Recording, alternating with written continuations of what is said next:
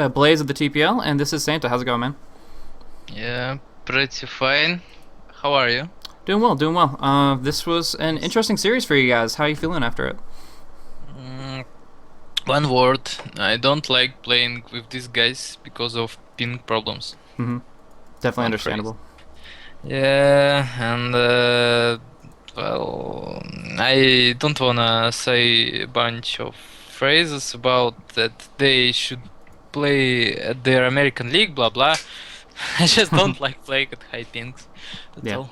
it's understandable. It's just one of those geographical limitations. But yeah, the fact that in the NA qualifier, the American qualifier, that we did have a Brazilian team does pose some problems geographically. So definitely have to work through that. But you guys did amazingly despite that. Both you guys had huge pings, like 200 plus, but all the plays seemed really almost seamless. I mean, game one was a few questionable moves here and there, but in general, like across the board, you guys played really nicely on both of the games. So can you break down the games a little bit for me? Tell me what you were kind of thinking throughout each one.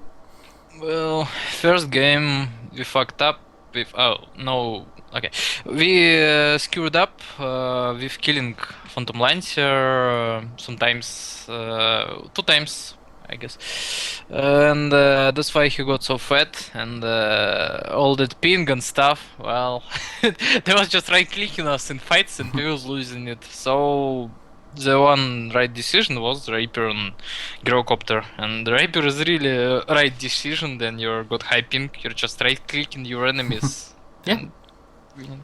very true. If they can't And disable you, that's going to be a second major game factor. was pretty easy because we just outpicked our enemies. We was pushing them and they couldn't do anything. We was winning all our fights because of heal zombie and Necrolyte heal. They couldn't focus our heroes, and that's all. Just outpick, I guess. Yeah, yeah. So that Divine Rapier obviously paid off there. Did you feel like it was kind of a risky play, the fact that they could get their hands on it too, or you felt with the lifesteal and the BKB that it was stable enough?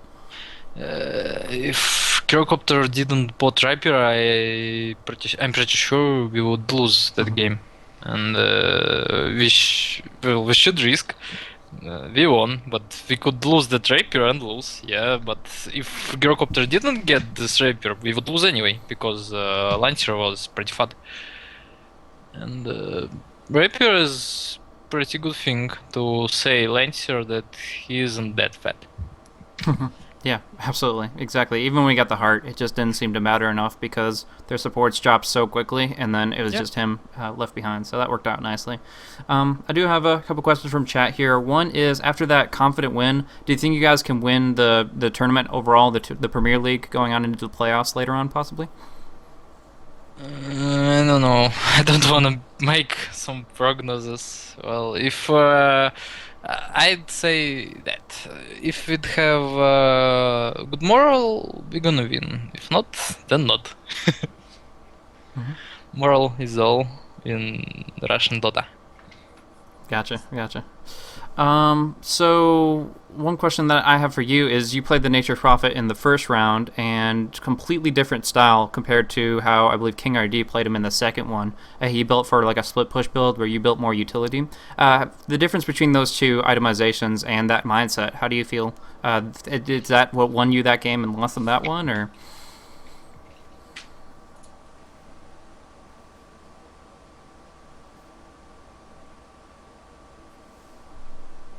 did we lose him? Hope not. Oh, there's a small connection problem. Just 1 second, guys. Seemed to be a little bit quiet there. I'm not sure what that's about. I'll just recall him. I don't know what happened there. So get him back on in here. Sorry about that. That's a little awkward. I don't know what happened Yeah, there, I'm but here. Something happened with my internet or something, I don't know. no You big was deal. asking about Fury builds or what? Yeah, pretty much. You played utility Prophet in game one. He played split push Prophet in game two. Do you think that's the mindset and build itemization that lost it to them, or was it just what do you think is the big difference between those two? It wasn't about Furin. They was Mm-hmm. losing no matter what items Furin get. The thing is, no matter what items you're getting on Furin, just, well, if there's someone who getting mech, you're making fighter. If not, it's not. The main choice when you're playing Furon, it's to do Midas or not to do. Well, in first game it was Kotal. Enemy got Kotal, so we couldn't push them earlier. That's why I didn't got mech before Midas. Well, in the second game, Furion got a lot of gold in beginning because he was standing middle, and he got his Midas. It's pretty fine, I guess. But it's no matter what Furion making. In the second game, they was losing anyway. Well, I think that that split push builds like Lothar and Orchid, it's fine, but in the high skilled games you can't split push your enemy so much. Versus average or low enemies, you can do whatever you want. You can split push shooter line, use your Lothar, kill someone, etc. But if your enemy know what to do, they will catch you one time, second time, third time, and you're gonna lose. And the main and much better just venting with your team than it's needed, and don't feed. That's all. Well, I think Lothar is a really good item. The thing is, it's really easy item. You're buying item for 3,000 gold and getting invis, so your enemies must buy Scienters, game, dust, etc. It's just a headache for them. But you can buy 4 stuff, and no matter what they do, ganging you, if you do alright, you will live. But with Lothar, if your enemies got Scienters or dust, you're dead. Exactly. Yeah, I definitely saw that in the first game. That was interesting pick, but it worked out very nicely there. I don't know how much more time you have, but a lot of people are asking about Necrolyte. Do you feel it was a good pick in that scenario, and do you see him kind of taking a rise? How do you feel about him in general? Yeah, sure, it's really strong hero, strong one-on-one liner. Well, it's really second to Turtle. Well, it's only one-on-one hero, but it's really strong. Like you saw, I got my mech and we just went and killed all their towers with this zombie, and they couldn't do anything. It's too much heal. Too much heal. Yeah, definitely seemed like that, and that helps a lot against Bounty Hunter, who needs to get those kills against Trax. So I think all the healing aspect, but just the huge presence provided, was really cool. And was the Reaper Scythe to counter Nyx a little bit, or did you just want it for the extra damage with the Nyx's front-loaded burst? No, I'm. You're asking why I bought the items because we was pushing, and make pipe. It's best choice. I was just wondering what the ultimate, because it does stun out the Lifestealer, or you could just use it to do a lot of damage with the Nyx Assassin. Do you have a preference of how to use it for disables or for damage? Well, no matter in that game how I use it, but well, it matters how much items got Nyx. If he's attacking your ally and you can't save him with your heal, you have to ulti, or your ally gonna die. And it's pretty fine using ulti of Necrolyte.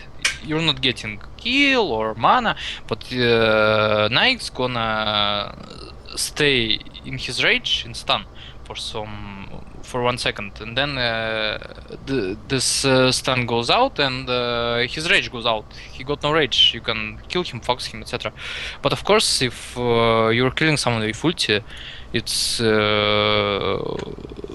awesome. You can spam your heal all the way. Well, that's all. Yeah, makes sense. That's really, pretty much it's a little bit versatile. You can use it one way or another, but it definitely helped in both ways. I saw you use it both ways, and it was pretty powerful there. So that's pretty cool. And you think as long as he can actually survive, like obviously he can't 1v3, but if you think he gets 1v1, that he could actually be a more common pick? Can you tell again, please, question, because I'm typing in game. Oh, yeah, no problem. So what? Tell me this question again, please. Oh, no problem. The Necrolyte, do you think he could be more common as long as you can guarantee you're going to get a 1v1 lane? Yeah, well, you can use Necrolyte not as soul lane, you can use it as carry, you can put it at middle. I think then people will start pushing.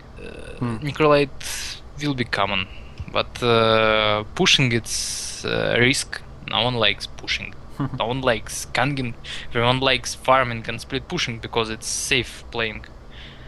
I'm pretty tired of that PvE Dota. Yeah. Then 4 heroes going one at middle, one in forest, and 2 at line. And one line you got 0 heroes, and enemy got almost same, just mirror. And the first 10 minutes you just farming your forest with all your team and trying to gank middle, and that's all. First 10 minutes. I'm really tired of that PvE Dota. Gotcha. Another question, if you still have time for it, is people are asking. Go last. The last one, okay. Well, just specifically, I'll kind of broaden up a little bit. Other teams, specifically, we see Brazilian Dota. You've pretty much mastered that one here in this matchup. Other ones like Fnatic, that a lot of people think they're going to be on the rise. Who are you looking out for the most? Do you think that there's going to be another team that might be able to dominate the scene, or do you just make sure that it's you? I'm not sure in everything. I think that some teams getting their successes and wins because this team got moral. Then moral is out, then wins is out. And who got moral? He got the catch. So the thing is, if you are getting 10 wins in a row, you got high moral, right? And no matter you got these wins by occasion, by luck, or by your skill, 10 wins in a row, it's 10 wins. And with every new win, you're starting to play better and better because you're getting higher and higher moral. You're just getting lucky in games. For some reason, you're getting stuns with Chaos Knight on 4, you're getting runes. It's like a magic, but it's just moral. If moral is high, then everything in game is good. And if this game is lost, if you didn't lost your moral in the team after losing a game, you didn't lose this game. I think so. Okay, so I really don't have time. That's fine. I have to play. No problem. Well, good luck.